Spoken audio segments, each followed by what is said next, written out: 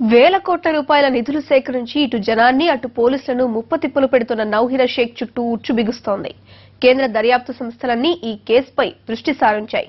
ఇంతకీ ఈ డబ్బు ఎక్కడి నుంచి వచ్చింది? నిజంగానే ఈ మొత్తం జనం నుంచి సేకరించిందా లేక ఉగ్ర నిధులేమైనా ఇందులో కలగలిశాయా అన్న కోణంలో ఆరా తీస్తున్నారు పోలీసులు.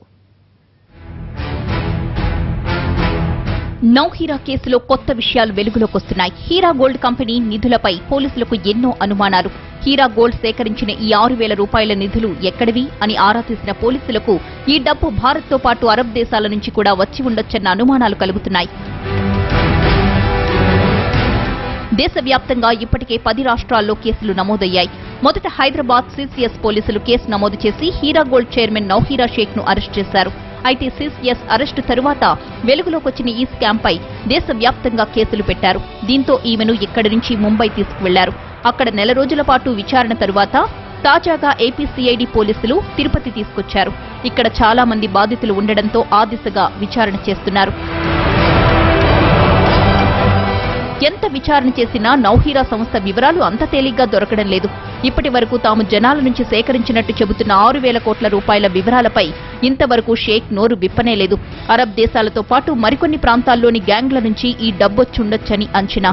అయితే ఇందులో ఉగ్ర నిధులు కూడా ఉండవచ్చన్న అనుమానాలున్నాయి. అరబ్లో ఉన్న కొన్ని ఉగ్రవాద సంస్థలు హీరా గోల్డ్లో పెట్టుబడి పెట్టినట్లు పోలీసుల అనుమానంగా ఉంది. ఇప్పటికే కొన్ని అనుమానిత అకౌంట్స్ ను తాము గుర్తించినట్టు చెబుతున్నాయి పోలీసు వర్గాలు. తమ దగ్గర ఇప్పటికే కొన్ని ఆధారాలు ఉన్నాయని, ఈ సమాచారం నిఘా సంస్థలకు అందిస్తున్నామని అంటున్నారు.